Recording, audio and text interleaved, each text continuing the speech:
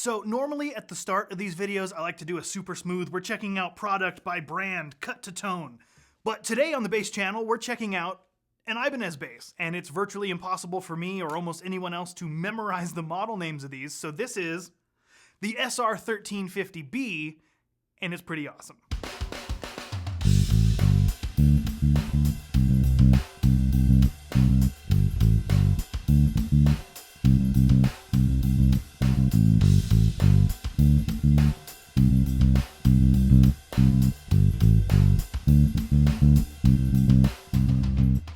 So before I start talking your ear off about how I feel about this instrument, let's just go with some specs. The Ibanez SR1350B has an Atlas 4 5-piece Panga Panga Purple Heart neck with KTS titanium rods. It's got a walnut, Panga Panga, and maple top with an African mahogany body, a bound Panga Panga fretboard with abalone oval inlays, 24 medium frets with premium fret edge treatment, an MR5S bridge with a 19mm string spacing. It's a standard 34-inch scale, or 864mm. It's got a 38mm width at the nut, getting a little bit wider by the 24th fret, coming in at 62mm. It's got a 19.5mm thickness at the first fret, a 21.5mm at the 12th fret, and a 305mm fretboard radius. Moving over to the electronics, this model sports two passive Nordstrand big single pickups, running through an Ibanez Custom Electronics 3-band EQ, with switches for the active passive bypass switch and a 3-way mid-frequency switch.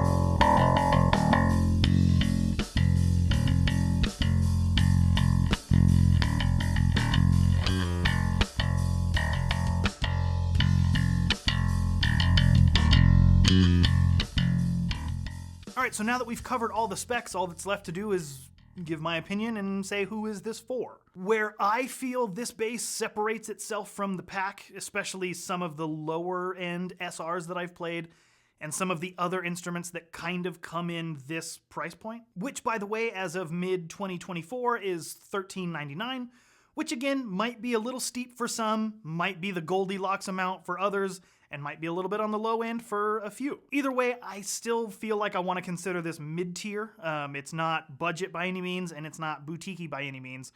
So from a price point, from a wallet standpoint, from a budget angle, I'd say middle of the road in terms of price. However, the one glaring thing to me about this bass that doesn't seem to match the price based on some of the other instruments in this general ballpark of $1,100 to $1,500 are these woods.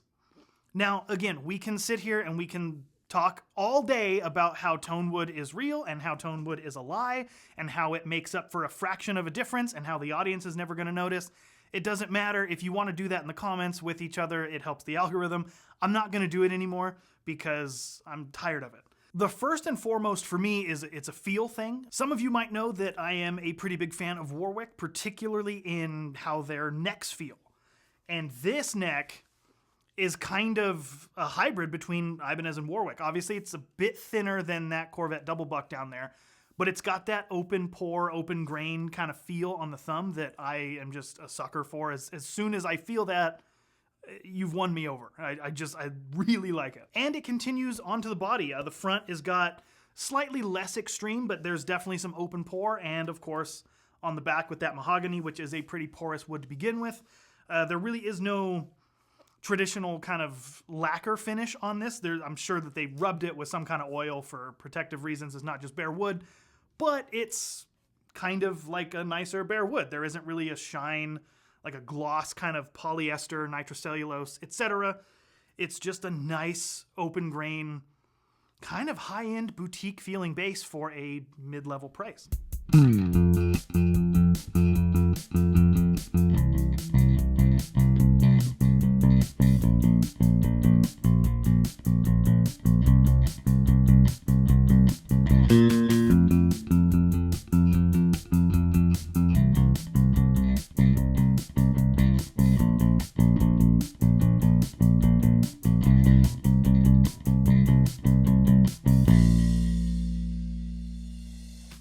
And the second big thing that I look for, again, this bass is made in Indonesia, so who knows where this thing was between the factory and my house, which, by the way, my house is seated right in southwest Las Vegas. It gets a little dry out here, and one of the downsides to having all of these on the wall is they might look great on camera, but because it's a little bit drier out here, just about all of them get fret sprout. Gibsons are made in Nashville, Fenders are made in California, kind of near the beach.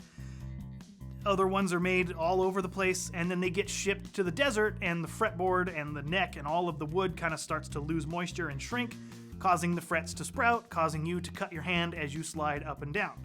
There have been very few manufacturers that I don't have that issue whatsoever, Warwick being one of them, Ibanez being another. At least this model, I can say that this has been sitting here longer than I would care to admit. I'm a little behind on getting this video done.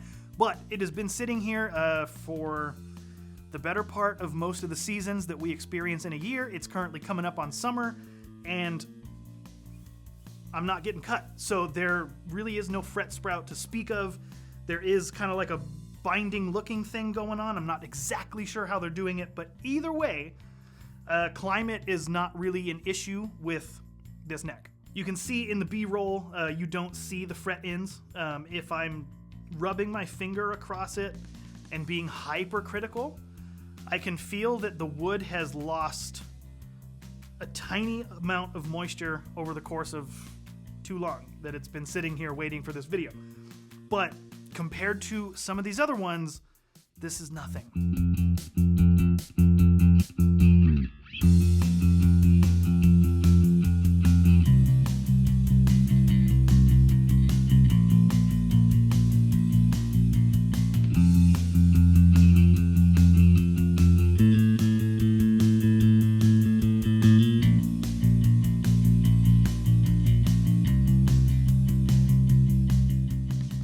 Number 3 for me, concern with the wood is structural integrity. Now, that can translate into two things. One, it translates into tuning stability, right? Again, we go through some weather changes here, not as extreme as some other parts of the world, but it gets a little warm and then it gets a little cold when I turn the AC on, and your tuning is gonna fluctuate. It happens with a lot of these, and it's frustrating every time it happens.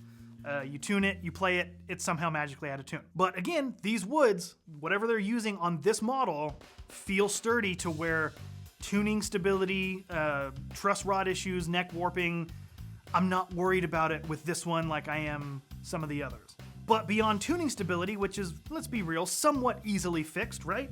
Another issue that I've run into with certain budget basses, overseas basses, sometimes those are synonymous, sometimes they're not, is stripping. Now, on the easy end, maybe you accidentally strip one of these control cavity screws because you're not paying that much attention. All right, big deal, you stripped one screw, it's not the end of the world. Going up the ladder to another issue that might have a little bit more consequence is, at least for me, one of my pet peeves, let me get this angled just right there. That foam underneath the pickup, I'm kind of heavy-handed, so when I rest my thumb there, I usually push the pickup down into the foam. It feels awkward. It makes the sound obviously get a little quieter and a little bit weaker. So one of the first things I usually do to mod instruments, basses in particular, is take the pickups out, put either stiffer foam or some springs, something that's gonna give me some more resistance, so when I push down on that pickup, it's not gonna move. And one thing that I found, again, on some of the more budget, overseas, not trying to use the CH word here, but you get what I'm saying. On those models, when I go to put more resistance, thicker foam, more foam, springs, etc., is when I go to screw that pickup back in, the resistance of the foam strips the screw out of that hole. And on instruments that you have to pay a little bit more for and that are made a little bit better and made in other places, that is much less of a concern. So I can put, I mean, crazy springs in some of these, and I don't have to worry about the spring stripping the screw. And so far in my particular career, the worst of the worst that I've had that you could have is on that Epiphone Embassy. That came out of the box with the claw tailpiece completely stripped out. So I had to go in there and fix it with some wood glue and some wood anchors, and I got it to sit flush again, but again, we can talk all day about what effect the wood has and, oh, buy the cheap model and just put better electronics and hipshot hardware and you have the same thing as you did if you spent. That's not 100% true, and it's more than just my Panga wood sounds warmer than. There is a structural concern. Now again, this isn't surefire. It's not like every Squier and every Harley Benton and every whatever else is gonna strip. It's just been my experience that it's more likely that those little things happen. Tuning stability, stripping screws, fret sprout, etc., etc. Again, your mileage may vary. That's just been my experience. So point being, for this mid-level tier, this mid-price point, this mid-budget, whatever you want to call it, that $1,200 to $1,500 Schecter, Ibanez, certain Spectres, etc., I think this one's a cut above, just because the wood feels so nice. It looks good. I know some of you don't care about that. I also kind of don't, but I'm more interested in the structural integrity and how solid does it feel, and this one passes that particular test with flying colors. So I do believe that is just about all I have to say about that. And in the spirit of that, I'm not going to say any more. So thank you very much for watching. Be safe, and I'll see you later.